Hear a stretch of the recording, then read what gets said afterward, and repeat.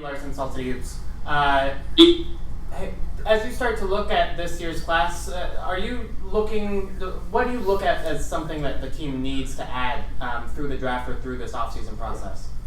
Yeah, so it's still a little early for to determine whether need or best player will carry the day. As you know, Andy, we have our tiering system, and while we've taken a couple stabs at that, so it'd be a little premature. But as you saw this season, ball security. I don't know if you necessarily draft for someone who's safe with the ball, but we've got to do a better job of taking care of the ball. We need to make open shots at a higher level. We would like to add somebody that had individual defensive integrity to continue the path that we're on defensively. I think it makes sense to build around our unique size and youth and them improving very quick under Quinn and our philosophy. So really, we'll look at all the variables, we'll add it up, and we'll make a value decision on what's best for the Jazz, but we're very excited about the prospects. Yeah, can you talk about, Mike Sorensen, can you just talk about, are there any specific qualities or characteristics you look for in a player? I mean, not defensive stuff, but just the type of player you want. You're committed, serious, tough, smart. I could go on, Mike, on the adjectives, and so we've been able to be true to the Jazz, historical DNA, and we'll be very mindful of the person. As you guys know, look, talent is going to get players this far in the process, and then we'll look at their health. That's another area of risk, and hopefully we can understand each player as deep as possible given the information that we have, and then their character. And I said this on radio today, intel and getting a pattern of behavior isn't always reliable, but frankly it's the past behavior is the best predictor of future behavior, and so we'll look and take a deep dive into each player's behavior and intel and how they handle authority and how they handle themselves in a team setting, and we're very confident that we can come up with someone that our fans can be proud of. Dennis, when you say you can get well past 12, are those guys that can help you now, 3 years from now? I mean, how deep is this? A little bit both. So one of the things that we do try to evaluate, Aaron, it's on our prospect summary page, is readiness.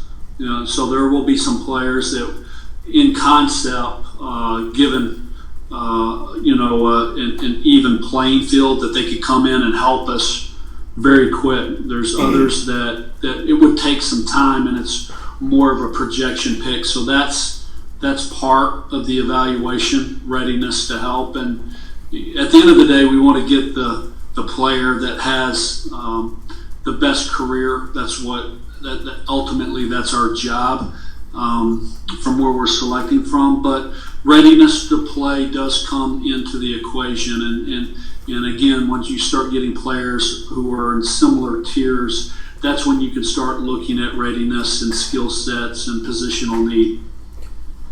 Hey Randy, this is Billy, UtahJazz.com. You were in the room, can you describe the process a little bit and the excitement in the room and any takeaways from that? It was interesting, Bill. You sit, you're in the 12th slot, and I was sitting next to Julie Phi from Phoenix, and we both commented, even though we're one of the later people in the lottery, you still have this excitement and this nervousness in your stomach as you're watching the process.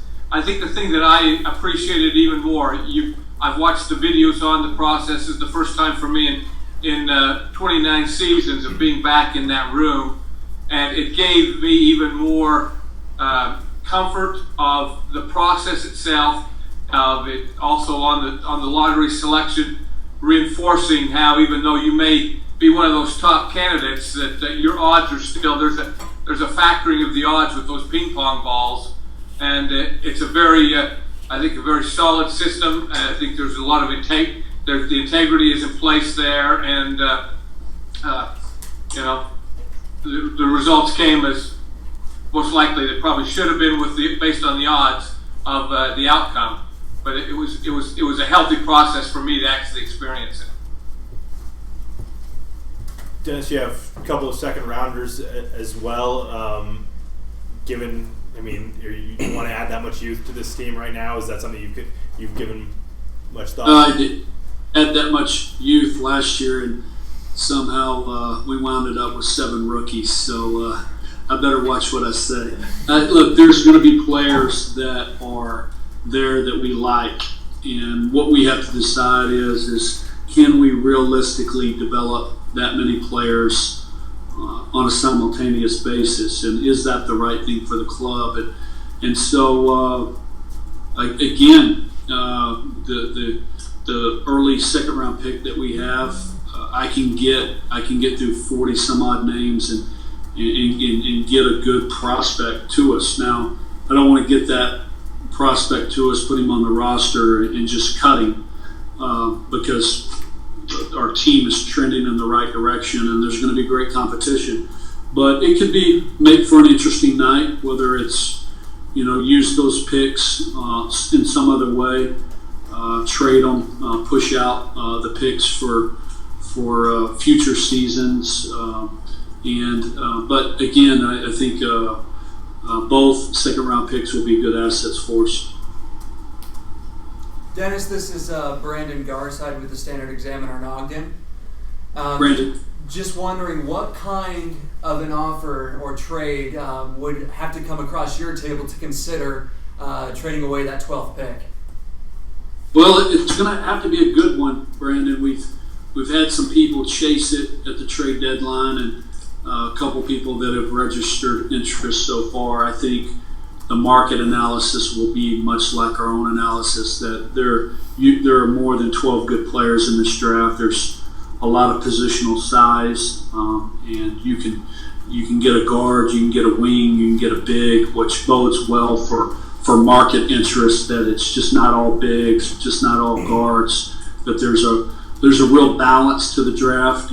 There's some themes that we're trying to get our arms wrapped around the draft and what that could mean for us, what that could mean for other clubs. Frankly, having a contributor on a rookie scale going into the new salary cap because of the TV deal, if you get a contributor on a rookie scale deal, that's going to allow you to allocate assets elsewhere. So the staggering of contracts is very important to us, so we don't have a bunch of contracts where there are a bunch of free agents in 1 year. There's a little salary cap protection, if you will. So the staging of that will be very important to us.